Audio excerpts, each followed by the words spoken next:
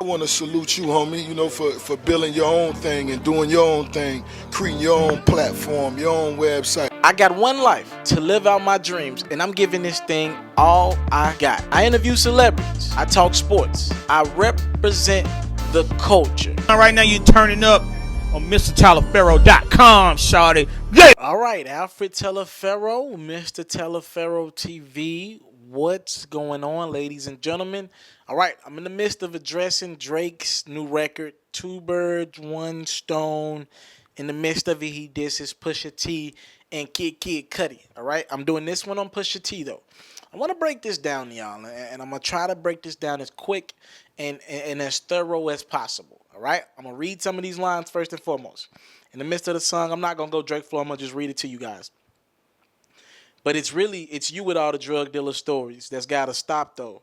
That was referencing how Pusha T has been adamant in a lot of tracks about how he was a former drug dealer, and also how he has the new Drug Dealer Anonymous record with Jay-Z. And Drake went on to say, you made a couple chops and now you think you Chapo. If you ask me, though, you ain't lying in the trunk with kilos. You bagging weed with all your niggas watching Pacino. Like, this what we need to be on, but never went live. You middleman in this shit. You were never those guys. All right, in the midst of the record, Drake went on to maybe hint at how he's tired of y'all bringing up his name, and he's just the one to finish these things. And that's pretty much that on that. All right, I also want to put this up. All right, Drake was even doing a little Instagram trolling himself. Of course, he gets a lot of comments from people talking about this, talking about that. One fan was like, look, Pusha T gonna wash it pretty much. And Drake said, they know how I'm rocking free smoke. So Drake's just been all over the place celebrating his 30th birthday. But I want to talk to you about Pusha T and Drake. And what does this mean for music, all right? Pusha T has those bars. Ain't nobody sleeping on that. I don't know if Pusha T is going to really get into a rap battle, but we understand why Drake is throwing shots at Pusha T. This stems from this track, all right? In Pusha T's HGTV, he said it's too far gone when the realest ain't real. Obviously representing, saying that Drake calls himself the number one guy, and he is the number one guy in hip-hop right now. I walk amongst the clouds, so your ceiling ain't real. These niggas Call of Duty because they killings ain't real. With the questionable pen, so the feeling ain't real. That's why Drake felt like he had to get back at Pusha. And what gave it away that Pusha was talking about Drake? It's too far gone. Of course, representing a infamous Drake tape. It's so far gone. He was talking about Drake. All right. So Drake got back at Pusha in the two birds, one stone reference. Just pretty much saying he's using weed to pretty much correlate where Pusha T is at in music. Drake pretty much saying, look, you talking about all these drugs you sold. We know that ain't true. You saying you this and you that. We know that ain't true as well. You ain't relevant to music like I am. Pusha T still got them bars. Don't get me wrong. But Drake's right. Push ain't where Drake is in music. And I don't know Pusha T's background. I can't go back to the Eclipse days with you because it's before my era. Let me be the first to admit that. But man, I am tired of these rappers rapping about the dope that they've sold, this and that. And Drake's like, look, you ain't really about that life. You was the middleman through it all, and you're kind of the middleman now in rap because even though you're president or whatever of good music, you ain't the one delivering the music. You're just helping the artist deliver the music. So you see how you kind of had the double entendre going on right there. I thought it was clever from Drake. And a lot of people are saying Drake should not go at Pusha T because Pusha T might not stop. Again, I really don't know how much Pusha T is going to give this, but I'm pretty sure Pusha, being the lyricist that he is, he's going to give Drake something. I don't want this to go too long because I really don't believe Drake's going to give Pusha another response. Usually Drake just says something, and unless it creates a media uproar, Drake ain't really gonna respond to Pusha after if Pusha decides to respond. But what this is Drake telling hip hop and telling all you artists that I do live in this world. I do have an ear to the streets, and I know what's going on. And what I have to respect about Drake over the last 2 years, throughout the Meek Mill beef and everybody else who's came at Drake, Drake responds 9 out of 10 with bars. That's why it was so uncharacteristic for him to comment on Instagram today to somebody about his beef, because Drake responds in the music. He ain't in all that tweeting and all the memes. Drake gonna give you bars, and I have to respect that wholeheartedly, because I'm tired of quote unquote gangster rappers tweeting and memeing and doing Snapchat videos. You about that life? Leave that stuff alone. All right? The irony that the guy that y'all call the light-skinned guy is the one that's been keeping it more hip-hop than anybody. Pusha T is nice with that pen, and I don't know if Drake wants to go to war with him. Let me get that clear. I'm not trying to down Pusha T's pen game, because I know he gonna have if he does respond, it's gonna be a killer response. But I just want to make this clear, man.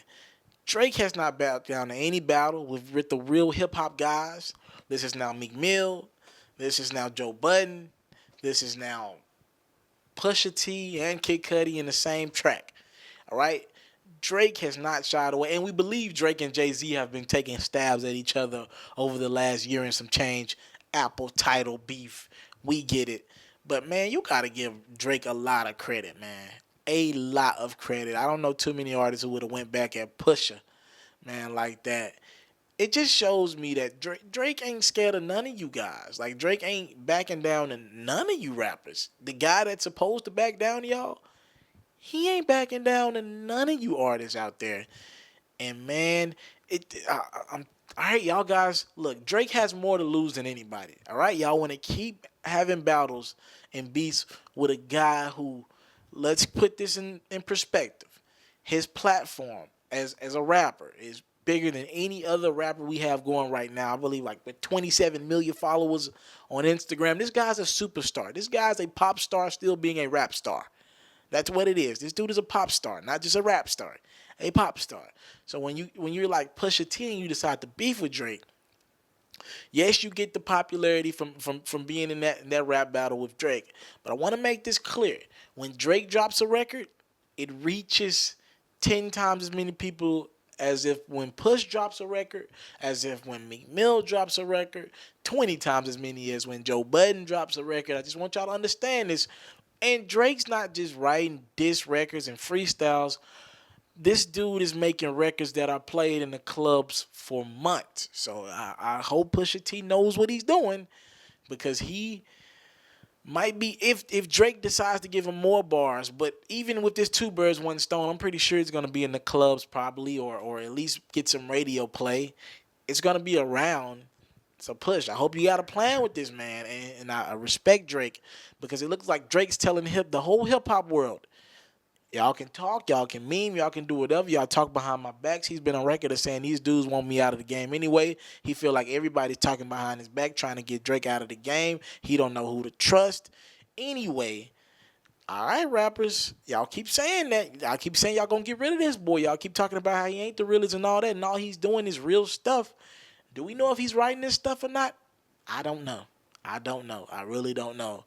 At this point, sometimes I believe he is. And I also have to keep in mind that this guy's a pop star, so some of those Hotline Bling type records, they can get referenced, and they can, because those are R&B records. So it's just so hard with Drake, because he does R&B and he does rap at an exceptional level. So it's complicated.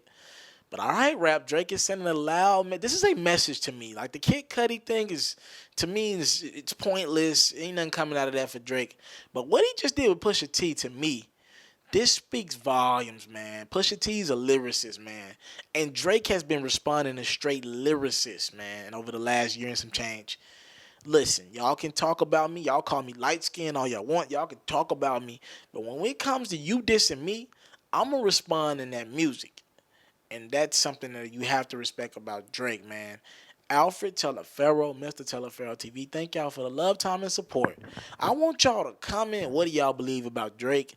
dissing Pusha T, whose bars were tougher, who you rocking with, who's gonna win this war. Do you believe Pusha T's gonna give Drake a verse or a record back, and do you think Drake will respond on the More Life tape to Push? All right, Push has about what, a month and some change before he probably gets another record from Drake on his More Life.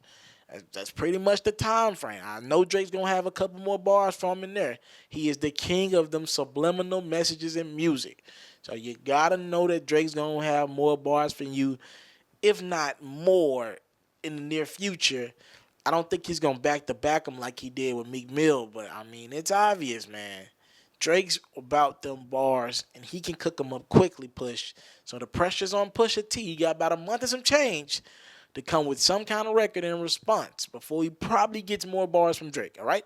Alfred Teleferro, Mr. Teleferro TV, thank you for the love, time, and support. Salute. I'm out. Hey, first and foremost, I want to thank you for watching this video. I hope you enjoyed this video, and I would love if you watch other videos while you're on my YouTube channel. Now, while you're here, people ask me all the time, how can you support Mr. Teleferro? Well, if you want to support me in my future endeavors, the first thing I want you to do is subscribe to my channel. If you subscribe to my channel, you get all my content first. Your subscribe goes a long way. I get to understand my demographics, understand who support me, who got something out this video. So first things first, a subscribe will go a long ways. Next, if you really rock with me, donate $1 to my GoFundMe. I have a GoFundMe link in the description. If you really want to support me, just $1. Showing me that $1 and some good wishes will go a long way. If you want to support me and you want to help me with my travels, I got a lot of things coming up, but I got to get them travel fees there. I got to find a way to get there. So that can help me financially if you really want to go there. Also, a word of encouragement. Thank you. Whatever it is, talk to me in my comment box below. Comment on this video, like, subscribe, do whatever you got to do this video. I got to thank you for your time. I don't take it for granted. My name is Mr. Teleferro. Now, if you subscribe, help, donate, do whatever, you can see more videos like this, more new exclusive content. I got a lot on the way. Trust me. Thank you. It's Mr. Teleferro.com.